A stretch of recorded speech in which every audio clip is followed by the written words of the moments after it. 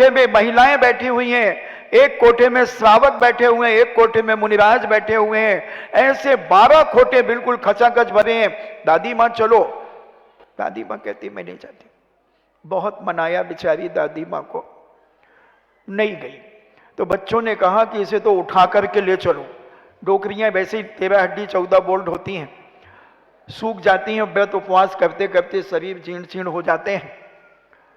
कोई कोई तो अच्छी हट्टी कट्टी होती है, उसको उठाने में तो बहुत मुश्किल होता है। तो फिर भी उन्होंने कहा चलो उठा करके ले चलेंगे। अब उस दादी को उठा लिया, मगर वो कहती वो कोई 1 मिनट मुझे सूसू जाना है। अब उतर गई। अब वो क्रोशिया होते ना बनियान बुनने के, उसने 2 उठाए और दोनों अपनी आंखों में घुसेड़ दिए। बोले ले अब ले चल मुझे महावीर के समूह में, मैं नहीं देखना चाहती, उसकी गरज हो तो वो खुद मेरे पास आए। कितना बड़ा दुर्भाग्य इस श्वेतांबर समाज की यहां कथा थी। तो मैं तो यही मानूंगा कि जहां साक्षात साधु विराजमान हो और इतना बड़ा कार्यक्रम हो और हम घर में बैठे रहे हैं, उनका मैं कभी सौभाग्य नहीं मानता, वो दुर्भाग्य ही है, दुर्भाग्य। उनका पुण्य नहीं है, उनकी किस्मत तो बहुत तेज है, मगर उसमें एक छोटा सा छेद है, और वही छेद उनकी पुण्य की क्रियाओं को समाप्त करता चला जाता है, छिन छिन करके नीचे गिर जाता है। बंधु, हम नहीं समझ पाते सत्य को। हम केवल भौतिक बात के युग में अहंकार में इतने डूब जाते हैं कि हमें क्या करना है, पुण्य वो करे, धर्म वो करे जो गरीब हो। हमारे यहां बहुत कुछ, सब कुछ संपन्नता है, हमें क्या फर्क पड़ता है। अरे बंधुओं, एक रात में राजा भी रंक बन जाता है। घोषणा हो गई थी कि कल मर्यादा पुरुषोत्तम राम अयोध्या के राजा घोषित होंगे, मगर कैकेयी ने जो अपना षड्यंत्र रचा, तो उधर घोषणा दोबारा हो गई कि सूर्योदय की पहली किरण के निकलने के पहले मर्यादा पुरुषोत्तम राम को अयोध्या छोड़ना होगी। आज हम सुखी हैं, आज सब कुछ है, मगर एक क्षण के बाद पता नहीं क्या हो सकता है। इसलिए जैनाचार्य कहते हैं, संत महंत भगवंत कहते हैं कि अपने जीवन में इतराना बंद करो, विनयशील बनकर के जीवन जीने की कला अपने अंतरंग परिणामों में बनाने का प्रयास करो।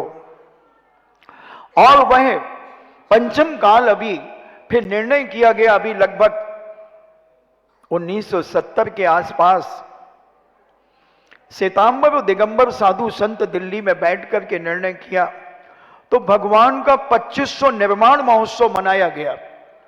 यानी अभी लगभग ये मान के चलें कि 18,400 कुछ वर्ष बाकी है। मगर जब हम देखते हैं आज जैन समाज की दशा, दुर्दशा, और क्या कहूं, विकृतियां, बड़ी वेदना और तड़फन होती है कि जैन घराने में मांस की प्रवृत्ति चली गई, जैन घरों में शराब चली गई, जैन समाज में मांस का प्रयोग होने लगा, डायरेक्ट जाने लगे, और महिलाओं में इनडायरेक्ट में मांस खाने की आदत बन गई। महिलाएं दूध की धुली नहीं है, उन्हें लगता होगा कि महाराज हम कैसे मांस खाते हैं। अभी हम बताते हैं कि मांस तुम कैसे खाती हो। अब खुसर फुसर करने की जरूरत नहीं है। अब नानी जिंदा होगी तुम्हारी। अब मैं नानी जिंदा करता हूं, दुनिया के लोग तो कहते हैं नानी मर गई, नानी मरेगी। नानी नहीं मरेगी, मैं तो जिंदा कराऊंगा तुम्हें, तुम्हारी नानी को। कैसे? कितने लोग हैं यहां जो चॉकलेट खाते हैं? ईमानदारी से हाथ उठा दो।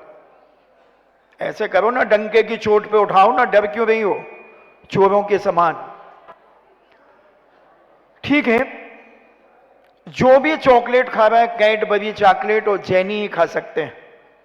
क्योंकि 100 रुपए की चॉकलेट आती है, 100 ग्राम की चॉकलेट 100 रुपए की आती है, कम से कम, और 200-250 की भी आती है।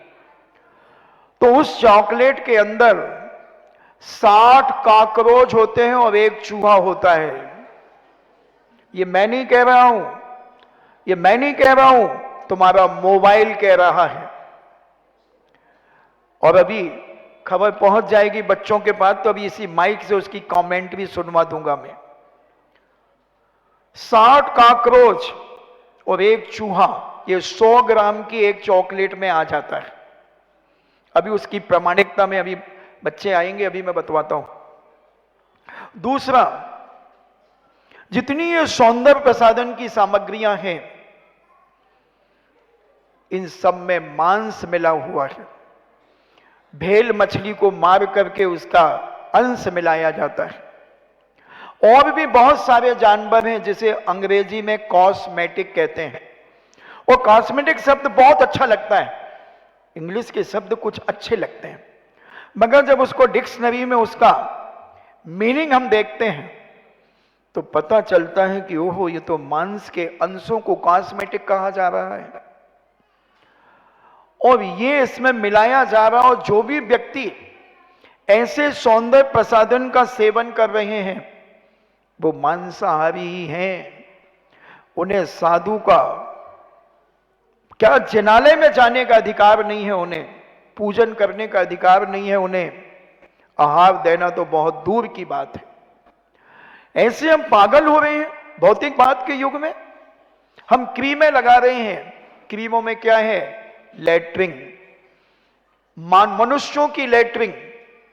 मैं जब 1996 के समय पर भीलवाड़ा में गर्मी कर रहा था पूजवेब के साथ, तब एक इंजीनियर मेरे पास आया, मेरे प्रवचन के बाद बोला, महाराज जी मैं 5 मिनट बोलना चाहता हूं। मैंने, भाई क्या बोलोगे? बोले, महाराज जी मैं क्रीम के बारे में बोलूंगा। उसने बोला, मुझे विश्वास नहीं हुआ। मैंने कहा ऐसा कभी होता है क्या, क्रीमों में लेटरिंग मिलाई जाएगी? मैंने कहा क्या बात करते हो भाई साहब आप? बोले नहीं महाराज जी मैं सही कह रहा हूं। मैंने कोई विश्वास नहीं किया।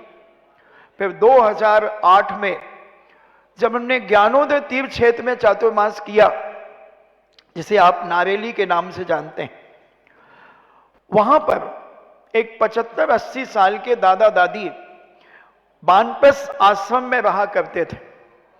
तो वहां नारेली में प्रवचन नहीं होता था, तो मैं छत पे बैठा हुआ था, वो दादा दादी भी आ गए और बैठ गए। बोले महाराज जी मैं दिल्ली से आया हूं और 6 महीने से यहां रह रहा हूं। मैंने अच्छा, तो दादाजी आप पहले क्या करते थे? बोले महाराज जी हम कॉस्मेटिक आइटम होलसेल बेचा करते थे। तो मैंने अच्छा, तो बोले गिलानी हो गई मुझे महाराज जी, अब मैंने सब छोड़ दिया, मेरे बच्चे करते हैं और मैंने घर छोड़ दिया है, मैं अब यहीं आश्रम में रहता हूं। मैंने कहा बाबा जी मैंने एक बात सुनी थी, कहां तक सत्य है मुझे नहीं मालूम, ये क्रीमें जो बनती हैं ये लेटरिन से बनती हैं? तो बोले महाराज जी क्या क्या डलता है इनमें, मेरा तो जी फट गया, मैंने तो सब छोड़ करके आ गया। फिर अभी एक पुस्तक में पढ़ रहा था, दूसरों की पीड़ा, ऐसा कुछ उसका नाम है, हमारी पीड़ा और दूसरों के आंसू, या दूसरों के आंसू हमारी पीड़ा, ऐसी कुछ एक किताब है। उसको मैं पढ़ रहा था, तो उसमें 35 नंबर का एक पॉइंट दिया गया है कि क्रीमें कैसे बनती हैं। मानव लेटरिन से, यानी मानव की टट्टी से ये क्रीमें बनती। 3 प्रमाण मेरे पास हैं। तो वो क्या होता है कि जब ये सेप्टिक टैंक खाली होते हैं तो ये सारा मल बड़े बड़े टैंकरों में ठेकेदार ले जाते हैं, फिर इसे फिल्टर किया जाता है। इतना फिल्टर करते हैं, इतना फिल्टर करते हैं कि बिल्कुल वाइट हो जाता है। फिर इनमें जो कैन होते हैं आपके, इन कैनों में भर करके बिकता है। अब हमने उन दादाजी से पूछा, बोले हाँ महाराज। फिर जिस प्रकार का फ्लेवर देना होता है, यानी सुगंधी जिस प्रकार की देना होती है, वो उस लेटरिन में वो सुगंधी मिला, वो फ्लेवर मिला दिए जाते हैं। फिर इनको ट्यूबों में भर दिया जाता है। 30 ग्राम, 25 ग्राम, 10 ग्राम, 50 ग्राम के जो क्रीम आते हैं, Fair and Lovely, Vicco turmeric, कुंदन की दमक, जो देख के मुखड़ा हो जाए डैश डैश। तो ये बहुत सारी चीजें आपकी बनती हैं। तो वो दादाजी ने कहा, फिर इन्हें कंपनी वाले ले जाते हैं और अपने अपने फ्लेवर मिलाते हैं। फिर मैंने पढ़ भी लिया, क्योंकि 100 बका और 1 लिखा। 100 बार मुंह से कोई बात कही जाए और 1 बात लिखी मिल जाए, वो प्रमाणिक मानी जाती है। फिर जब मैंने उसे पढ़ा तो मैं डंके की चोट पर इस माइक पर घोषणा करता हूं, क्योंकि लेटरिंग बहुत चिकनी होती है, उससे चिकना कोई पदार्थ नहीं होता, कोई पाउडर नहीं हो सकता बंधुओं। और उसमें वो फ्लेवर मिला करके आप ट्यूब खरीदते हैं और ऐसा निकालते हैं। अब वो लेटरिंग आप छुपड़ लेते हैं, तुम्हें अधिकार नहीं है मंदिरों में आने का। अब मेरी शकल याद आएगी, अब गंभीर सागर की समाधि भी हो जाएगी, तो जब चाह 4 महिलाएं बैठेंगे, 4 पुरुष बैठेंगे, वो मेरी चर्चा जरूर करेंगे। मैं हो गया ना जिंदा, हो गया जिंदा, मुझे मर भी जाऊं तो कोई दिक्कत नहीं। मैंने अपनी बात कह दी। विचार करें क्या कर रहे हैं हम। पाश्चात्य संस्कृति में इतने ज्यादा लिप्त हो गए। हम मांस खा रहे हैं, मांस खा रहे हैं, गर्भवती घोड़ी की पेशाब पी रहे हैं। कैसे जैन हो, कैसे जैन। महाराज जी, हमारे गले में चैन है, मगर तुम्हारा साधु बेचैन है। बेचैन है कि समाज का क्या होगा। ये भौतिक बाद में ऐसी गाफिल हो रही है। अरे पैसा किसके पास नहीं है। कल या परसों मैंने कहा था, किसके पास नहीं है पैसा, कौन गरीब है। कोई गरीब नहीं है बंदो दुनिया में। मन के गरीब हो सकते हैं बहुत सारे लोग, मगर धन के गरीब कोई नहीं है। हमने कहा था, एक भिखारी के पास 1,82,42,310 रुपए निकले थे नोटबंदी के समय पर। एक भिखारी के पास। एक अजमेर में एक डोकरी मरी थी, भीख मांगती थी, तो एक व्यक्ति ने दया करके अपने मकान के जीने के नीचे एक छोटी सी कोठली थी, वो दे दी। अम्मा जी तुम इसमें रहा करो। और जब वो अम्मा मरी, 3 दिन बाद दरवाजा तोड़ा गया। उस डोकरी की उस कोठली में 3 बोरे तो जूते चप्पल निकले, 40 छत्ते निकले। ये बहुत पुरानी बात है, 94 के पहले की। और 2.5 लाख रुपए के इंदिरा विकास पत्र निकले, 3.5 किलो चांदी निकली, 25 ग्राम सोना निकला। किसके पास? एक भिखारन के पास। कौन है गरीब, मैं आपसे पूछना चाहता हूं। सूरत में 2004 में मैं चातुर्मास कर रहा था, तो गर्मी थी, छत के ऊपर सामायिक करते थे। तो लड़कों ने कहा, महाराज जी आज हम आपको एक भिखारी दिखाएंगे। मैंने क्या बात करते? बोले हाँ, अभी आप इसी छत पे सामायिक कर लो, वो अभी 8:30 बजे निकलेगा। और जब उन्होंने कहा, तो बहुत लाइट लगी थी वहां, तो बोले देखो महाराज जी वो भिखारी जा रहा। मैंने कहा भिखारी? बोले हाँ महाराज जी। और जब मैंने उसको देखा तो डबल घोड़ा 5,555 की बोस की made in Japan in Hong Kong का तो वो कुर्ता पहना था, और परम सुख का जोड़ा, धोती का जोड़ा, और नागरे जूते, और सोने के बटन, और सोने की चेन, हाथ में ब्रासलेट सोने का, और क्या ठाठ से जा रहा था। और बिल्कुल ऐसे जैसे मैं छत पे और जमीन ऐसे रोड से निकलता था। बोले देखो महाराज। मैंने कौन है? बोले महाराज भिखारी है। मैंने भिखारी है? बोले हाँ। मैंने क्या करता है? बोले कुछ नहीं करता, इसके घर में 5 लोग हैं और ये 5 चौराहों पे खड़े रहते हैं, हाथ में नैपकिन ले लेते हैं, और जो गाड़ी रुकती है उस गाड़ी का कांच साफ कर देते हैं। कोई 2 रुपए, कोई 5 रुपए, कोई 10 रुपए देता है। एक दिन में ये 800-900 रुपए कमाता है एक आदमी। 5 आदमी, इनके 4,500-5 हजार रुपए रोज इनके घर में आते हैं। इनके 3 मकान है जो 20-20 हजार रुपए उस समय 2004 में किराए पर चलते हैं, 20-20 हजार रुपए महीने पर, और 5,000 वो, 1.5 लाख तो एक महीने का वो, और 2,10,000 रुपए महीने कमाया जा रहा है, उसे लोग भिखारी कह रहे हैं। किसके पास नहीं है पैसा?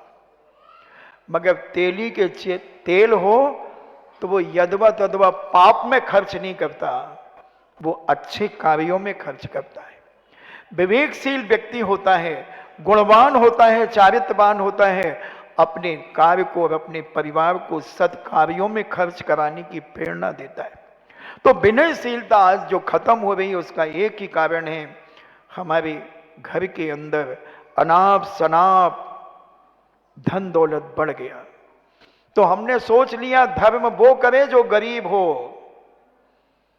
हम तो बहुत अमीर हैं, हम जो चाहेंगे वो हम करेंगे। और मैं कहता हूं समाज को बिगाड़ने का अधिकार बड़े घरों की महिलाओं को होता है। कान खोल के सुनो। और समाज को सुधारने का अधिकार बड़े घर की महिलाओं को होता है। अगर बड़े घर की महिलाएं अपने जीवन में आदर्श प्रस्तुत करें, अपने उठने बैठने के तरीके, खाने पीने की चीजें, पहनने ओढ़ने का तरीका, सब कुछ अगर उनका शालीनता पूर्वक है तो उन्हें देखकर जो कम अमीर हैं वो महिलाएं अपने आप सुधरती चली जाएंगी। और अगर वो बिगड़ी हैं तो फिर दूसरी तो बिगड़ेंगी ही बिगड़ेंगी, क्योंकि खरबूजा को देखकर खरबूजे का रंग बदलता है।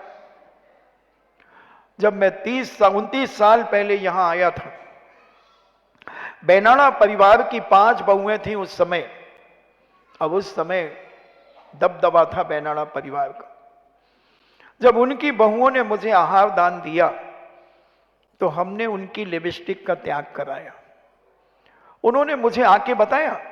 फिर वो एक किसी शादी में गई तो वहां 65 महिलाएं लिपि पुती थी। लिपि पुती जानते हैं? दिवाली में जैसे अपन अपना मकान लीपते पोतते हैं ना, तो ऐसी आजकल महिलाएं भी लिपि पुती होती हैं।